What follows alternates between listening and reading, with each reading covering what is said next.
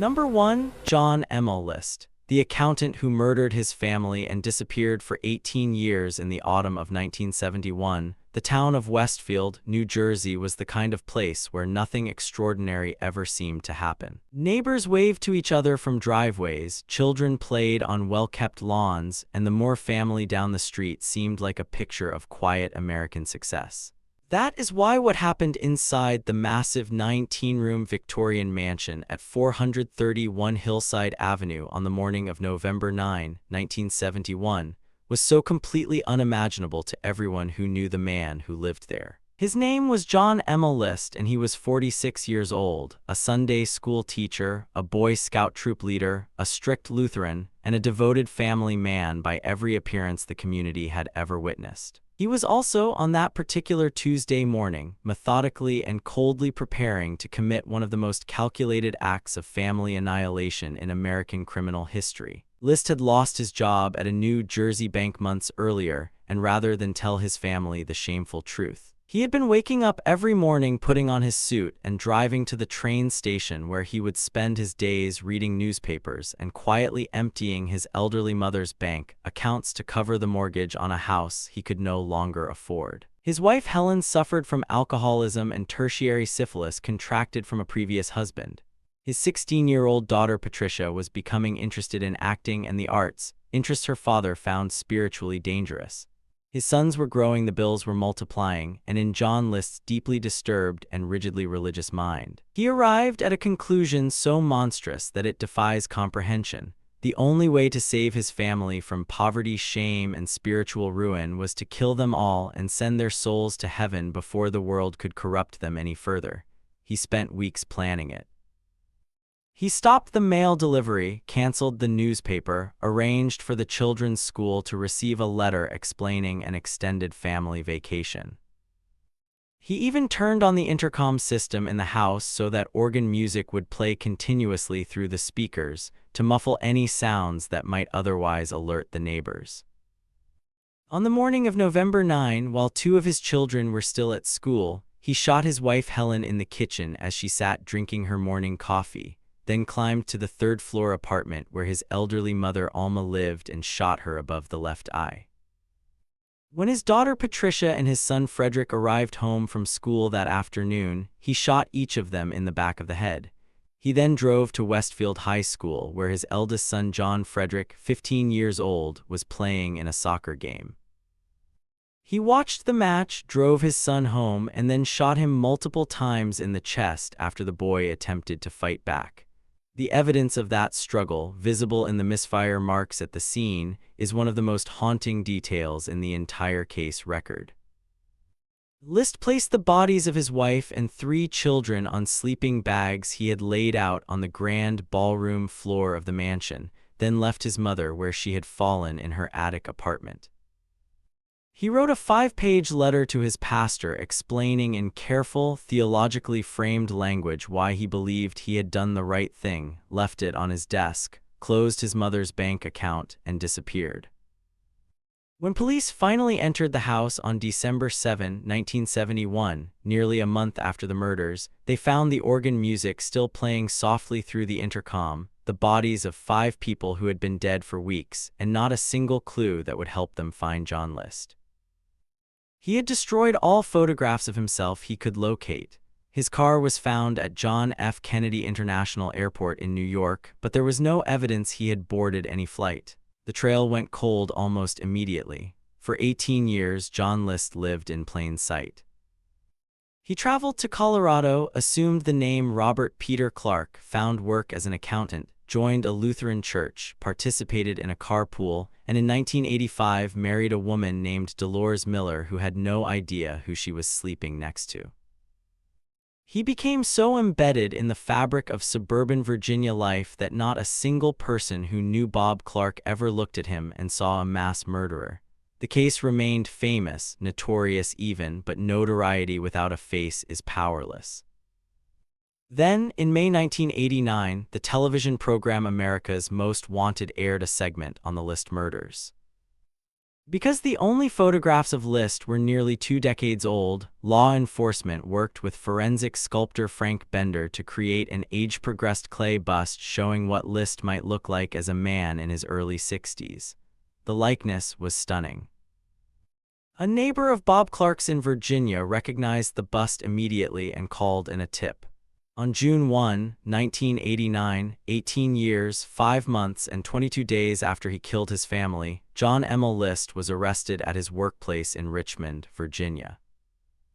He was extradited to New Jersey, and on April 12, 1990, he was convicted on 5 counts of first-degree murder. At his sentencing, he said he felt that because of his mental state, he was unaccountable for his actions and asked for forgiveness. The judge was not moved. He sentenced List to 5 consecutive life terms and told him it was time for the voices of Helen, Alma, Patricia, Frederick, and John Frederick to finally be heard. John Emil List died in prison on March 21, 2008, at the age of 82, still insisting he had acted out of love.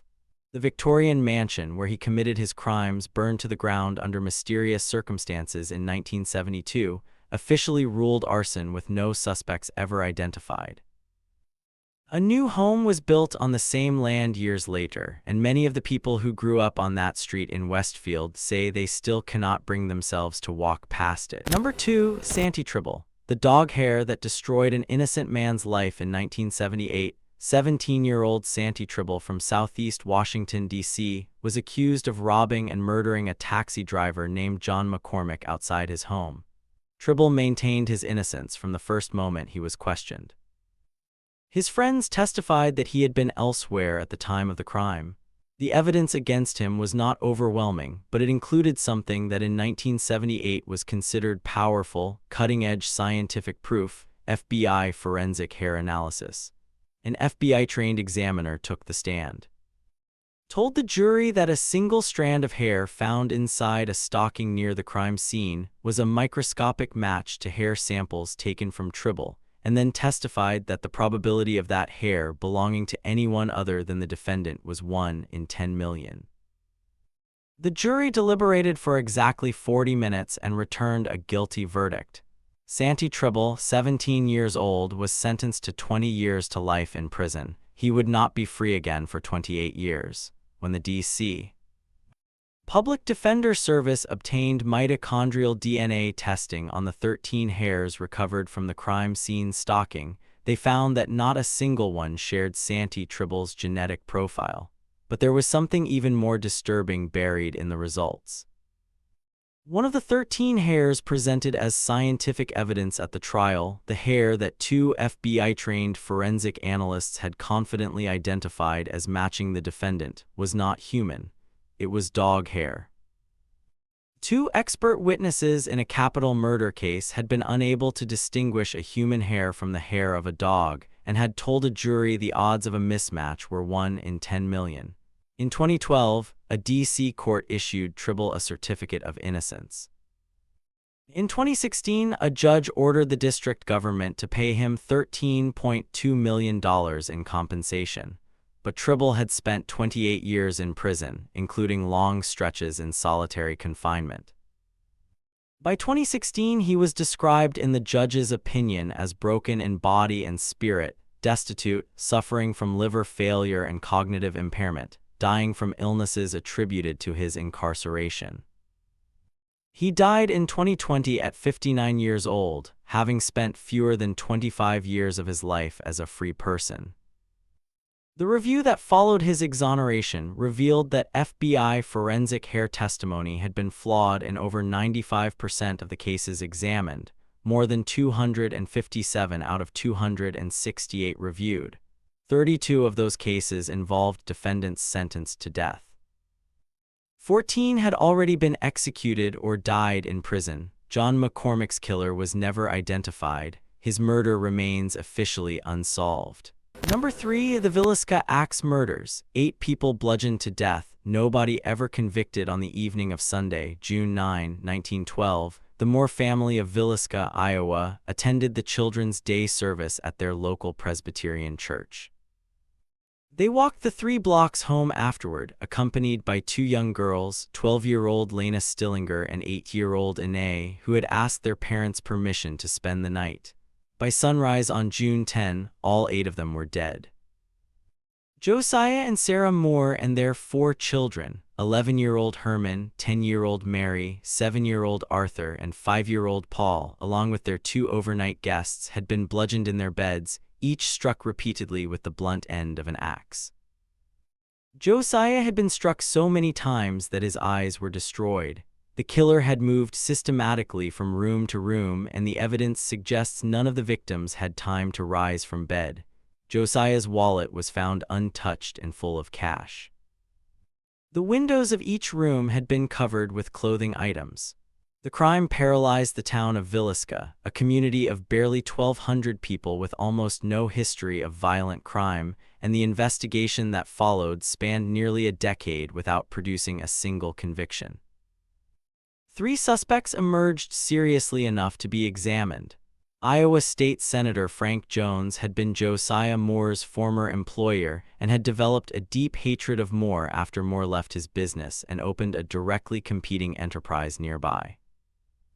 William Mansfield, a violent criminal who was later convicted of killing his own wife, child, and in-laws with an axe, had been in the area at the time.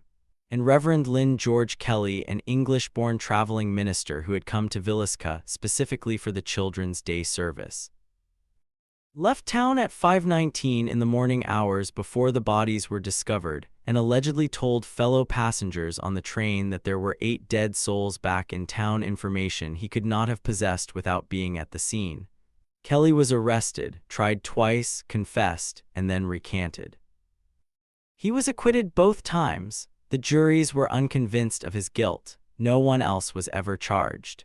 In 2017, researchers Bill James and his daughter Rachel McCarthy James published findings suggesting the murders were the work of a traveling German-speaking laborer named Paul Mueller, who had been the prime suspect in a similar family massacre in Massachusetts in 1897 and who was believed to have committed dozens of similar axe murders across the Midwest in the years surrounding 1912. Mueller was never located and never tried for any crime. The house at 508 East 2nd Street in Villisca still stands, restored to its 1912 condition, and is now open to overnight guests as a tourist attraction. More than a century after 8 people were murdered in their beds, the case remains completely unsolved. Number 4. Martin Tankleff, the 17-year-old who spent 18 years in prison for murders he did not commit. On the morning of September 7, 1988, 17-year-old Martin Tankleff woke up in his family's home in Belle Terre, a wealthy community on the North Shore of Long Island, New York, and discovered that his parents had been brutally attacked. His father Seymour, a successful businessman, had been beaten and stabbed in his home office and was barely alive, clinging to consciousness. His mother Arlene had been beaten and slashed so severely in the bedroom that she would die later that same day without regaining consciousness. Martin called 911 immediately. He cooperated with investigators. He pointed them consistently and repeatedly from the very first moments toward the person he believed was responsible, his father's business partner, a man named Gerard Steuerman, who owed Seymour Tankleff a substantial sum of money and who had been the last person to leave a high-stakes card game at the Tankleff home the previous night. Investigators were not interested. What they were interested in was Martin himself. Suffolk County Detective K. James McCready led the interrogation of the 17-year-old, and during the hours-long session, with no lawyer present and no parent in the room, McCready deployed a tactic that courts would later describe in damning terms. He told Martin that his father had briefly regained consciousness in the hospital and had accused Martin of the attack. This was a lie. Seymour Tankleff had not regained consciousness and had made no such statement. But the impact of the false claim on a traumatized teenager who had just found his parents beaten nearly to death was devastating. Martin began to question his own memory. Could he have blacked out? Could he have done something he could not remember? Investigators suggested scenarios. Could he have used the watermelon knife from the kitchen? Could he have used the barbells from his bedroom? Terrified and psychologically shattered, Martin made a brief, vague oral statement that investigators characterized as a confession, then immediately recanted and maintained his innocence for every single day of the next 17 years. He was convicted on 2 counts of second-degree murder in June 1990 after a 13-week trial and sentenced to 50 years to life. He was 18 years old when he entered prison. Gerard Stuerman, the man Martin had identified from the very beginning, vanished days after the murders under circumstances that should by any reasonable measure have generated serious investigative attention. His car was found abandoned. A note suggested suicide. 2 weeks later, he surfaced in California having shaved his beard and assumed an alias. He claimed personal pressures had caused him to disappear. He later testified at Martin's trial, denied all involvement, and was never charged. In 2003, Martin's defense team presented new evidence in the form of testimony from 20 witnesses who named Stuerman as the man who had planned, executed, and subsequently bragged about the Tankleff murders. An appellate court reviewed the case, determined that Martin probably would not have been convicted had this evidence been available at trial, and unanimously vacated his conviction in December 2007. Martin Tankleff walked out of prison on December 27, 2007, having served 17 years for crimes he did not commit. All charges were dismissed the following year. In 2014, the state of New York settled his wrongful conviction lawsuit for $3.4 million. Martin Tankleff went to law school. He passed the New York State Bar exam in 2017 and was sworn in as an attorney in the same appellate court that had freed him. The murders of Seymour and Arlene Tankleff remain officially unsolved.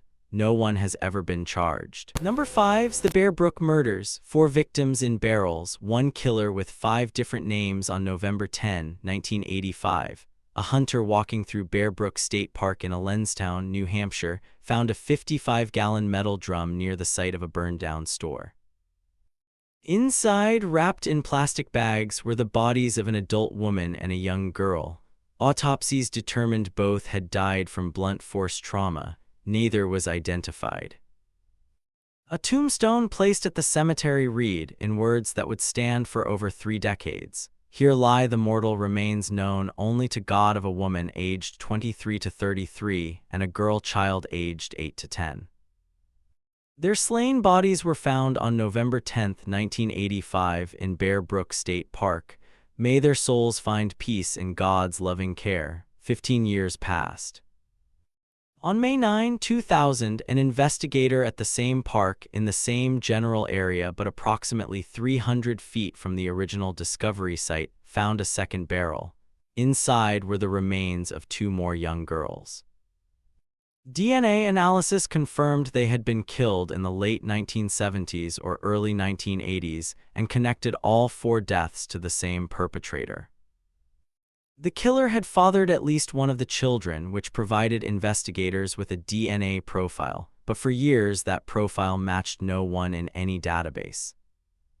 The man they were looking for had lived under at least 5 known aliases: Terry Petter Rasmussen, Robert Evans, Curtis Kimball, Gordon Jensen, and Lawrence Vanner.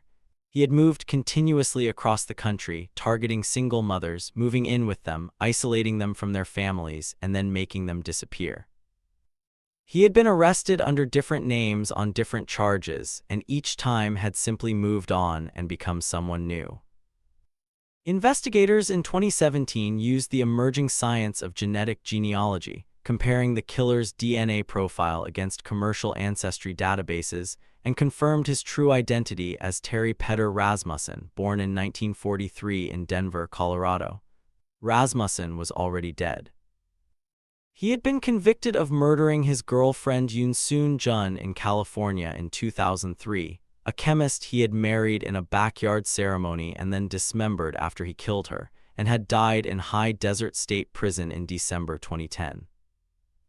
DNA identified 3 of the 4 Bear Brook victims in 2019 as Marlies Honeychurch, a single mother who had left her family to live with Rasmussen in 1978, and her 2 young daughters, Marie Elizabeth Vaughn and Sarah Lynn McWaters. The fourth victim, a young girl between 2 and 4 years old, was DNA confirmed as Rasmussen's own biological daughter. Her mother, a woman named Pepper Reed, has not been seen since the late 1970s and is believed to be another of Rasmussen's victims. This final child, Rhea Rasmussen, was identified in September 2025 by the New Hampshire Cold Case Unit in partnership with the DNA Doe Project, completing a 40-year effort to give all 4 victims their names back. All 4 Bear Brook victims now have names on their graves. The full scope of Terry Rasmussen's crimes is still being investigated, and the whereabouts and fate of Pepper Reed remain an active open investigation. Number 6. The Lady of the Dunes, a body on a Cape Cod beach with no identity for 50 years. On July 26, 1974, a young girl exploring the dunes near Race Point Beach in Provincetown, Massachusetts, found a body partially buried in the sand within the Cape Cod National Seashore. The woman had been murdered with extraordinary violence. Her hands had been severed and removed from the scene, a deliberate act almost certainly intended to prevent fingerprint identification. She had sustained severe blunt force trauma to the head. A sleeping bag had been arranged around her. She was estimated to be between 25 and 40 years of age, approximately 5 feet 6 inches tall, with reddish blonde hair, and had received recent, exceptionally high-quality dental work that forensic examiners described as particularly well done. She wore denim cutoffs and was barefoot. No identification, no personal effects. No matching missing person report that investigators could convincingly connect to her. For decades, she lay in a Provincetown cemetery under a marker that said simply, Lady of the Dunes. In 2000, her body was exhumed in hopes that DNA technology had advanced sufficiently to generate new leads. It had not advanced quite far enough. She was reburied. Years of investigation linked her tentatively to figures on the periphery of the Provincetown organized crime landscape of the early 1970s, but none of those leads ever produced a confirmed identification. The breakthrough came not through traditional law enforcement, but through an entirely unexpected chain of events. In 2018, a man named Richard Hanchett, a former Coast Guard officer who had been given up for adoption as an infant in 1958, submitted his DNA to an ancestry website hoping to trace his biological mother. The results linked him to a woman named Ruth Marie Terry from Tennessee, who had been reported missing decades earlier and never found. Investigators obtained a comparison DNA sample and matched it to evidence from the Lady of the Dunes. In 2022, the FBI officially announced that the Lady of the Dunes was Ruth Marie Terry, born in 1936, murdered at approximately 37 or 38 years of age on a beach in Provincetown in the summer of 1974. After 50 years, she had her name back. Her grave marker in Provincetown was updated. Her son, who had spent his entire life not knowing her identity, learned who she was. Her murder, however, remains completely unsolved. Her killer has never been identified. No suspect has ever been charged.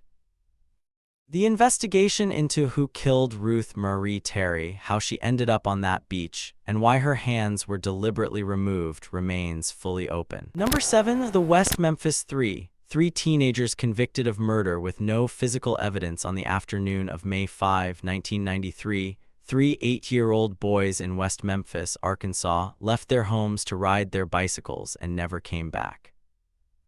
Steve Branch, Michael Moore, and Christopher Byers were found the following day in a drainage ditch in a wooded area known locally as 10 Mile Bayou. They had been hogtied, stripped of their clothing, and beaten so severely that the medical examiner's report characterized the injuries as consistent with blunt force trauma and possible animal predation. Under intense public and media pressure to produce an arrest quickly, investigators turned not toward evidence-based suspects but toward a narrative they found culturally satisfying. The idea that the murders were the product of a satanic ritual performed by teenagers who wore black and listened to heavy metal music. Damien Eccles was 18, Jason Baldwin was 16, Jesse Misskelley was 17 and had a measured IQ in the range of low intellectual functioning. Police interrogated Miss Skelly for approximately 12 hours while recording only 2 of those hours.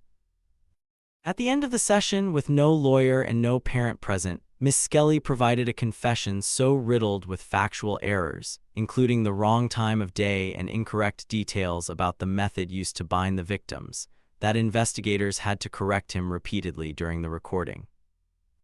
The corrected confession was admitted as evidence.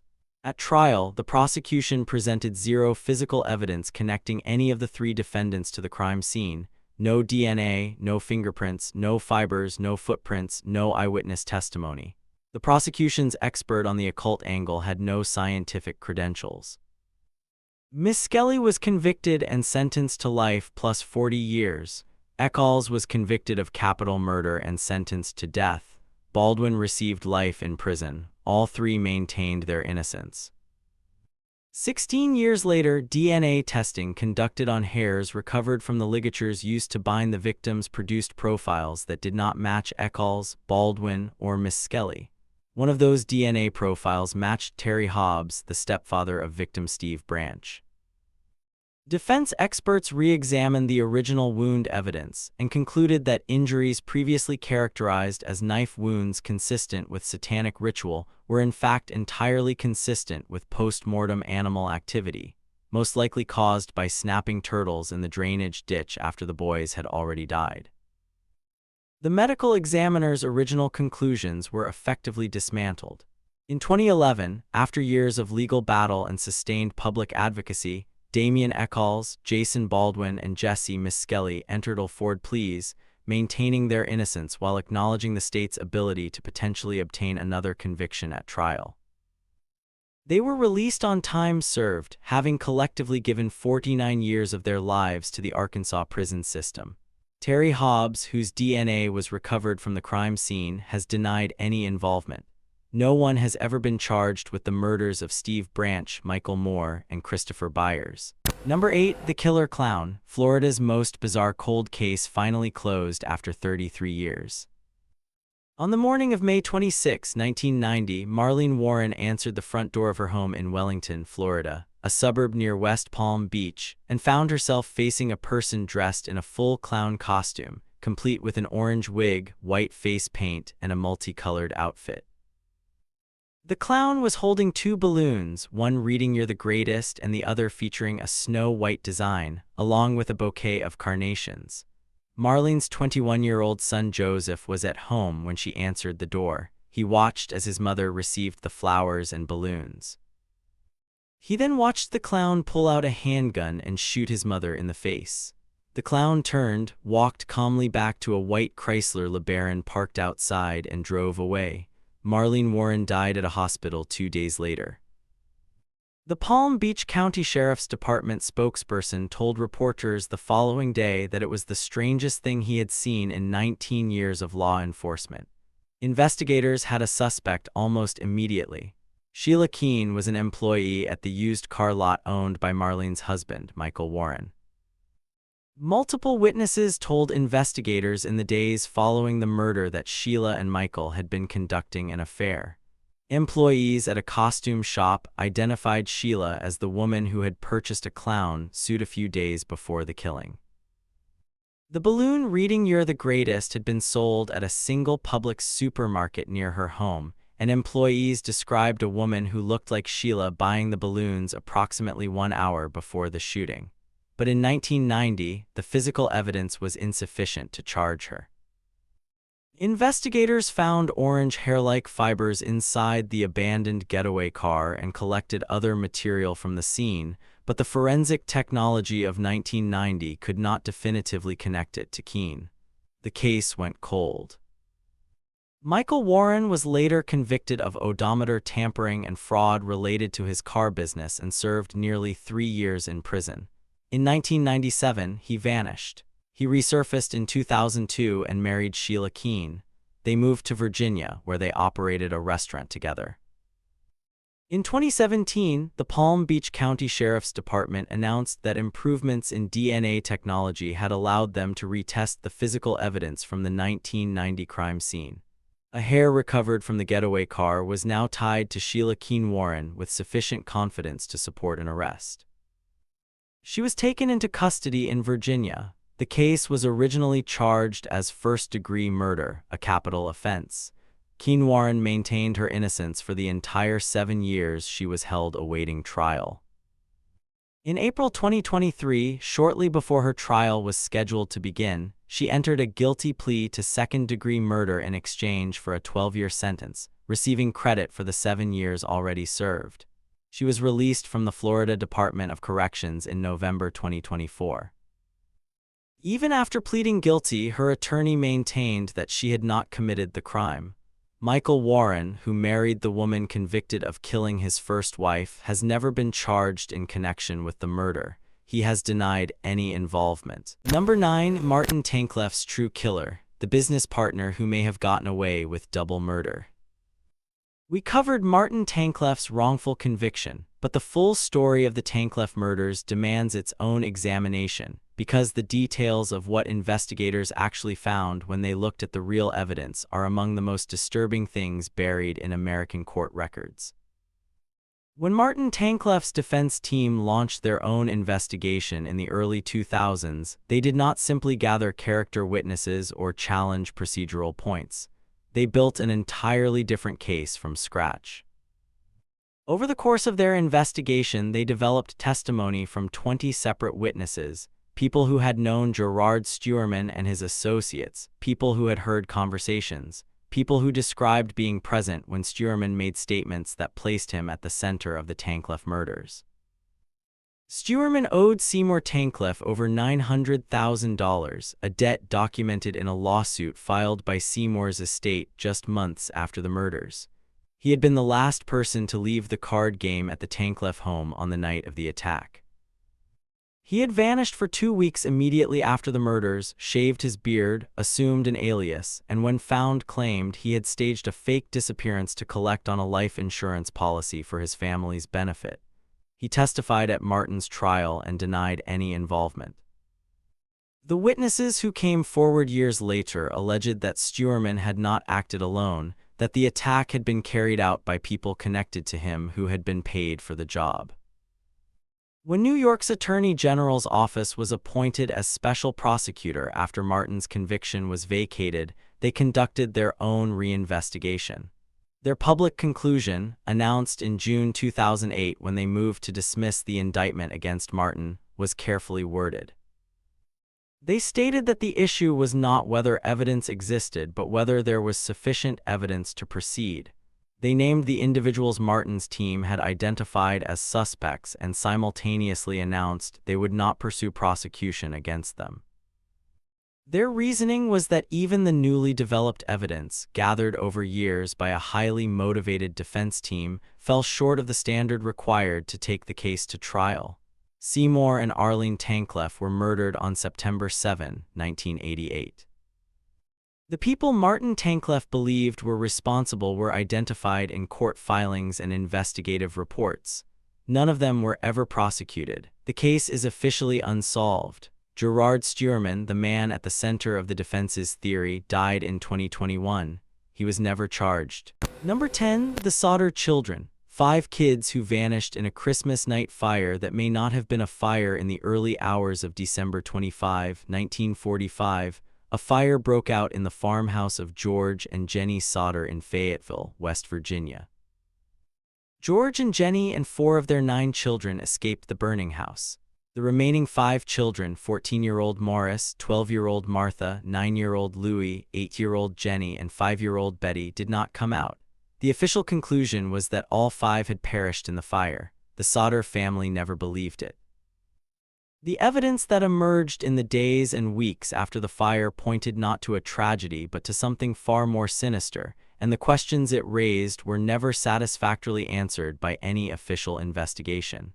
First, no human remains were found in the ruins of the house.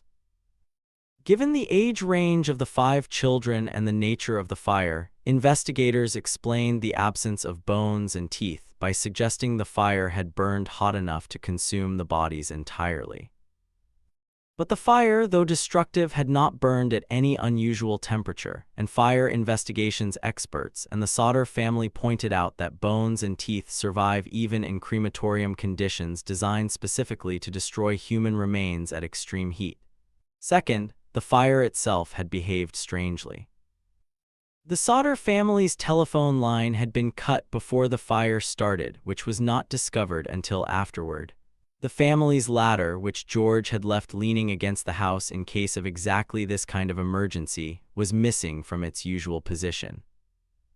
When George attempted to start vehicles to drive to neighbors for help, none of them would start, despite having been in working order hours earlier. Third, multiple witnesses reported seeing the children in the days and weeks following the fire. A woman at a Charleston hotel claimed she saw all 5 Sauter children traveling with a group of adults the day after Christmas. A waitress at a roadside restaurant in the weeks afterward said she had seen the children and had attempted to communicate with them but was prevented from doing so by the adults they were with.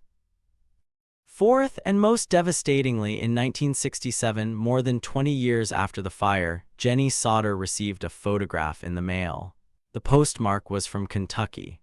The photograph showed a young man who appeared to be in his late teens or early 20s. On the back, in handwriting that was not identified, was written, "Louis Sauter, I love brother Frankie, ill boys." A number on the back was traced to a hotel in Kentucky that confirmed a guest had stayed there but could provide no further information. The photograph was never explained. The Sauter family maintained a billboard on the highway outside Fayetteville for decades, featuring photographs of the 5 missing children and offering a reward for information. The last surviving Sauter child, Sylvia, continued to seek answers until her death and publicly maintained that her siblings did not die in that fire. The West Virginia State Fire Marshal investigated the case. The official conclusion has never changed. 5 children died in the Christmas night fire of 1945. No bodies were ever recovered, no perpetrator was ever identified, no credible official investigation of the alternative theory was ever conducted. The Sauter case remains one of the most haunting open questions in American criminal history, a mystery that is sitting right there in the public record, waiting for someone to finally take it seriously.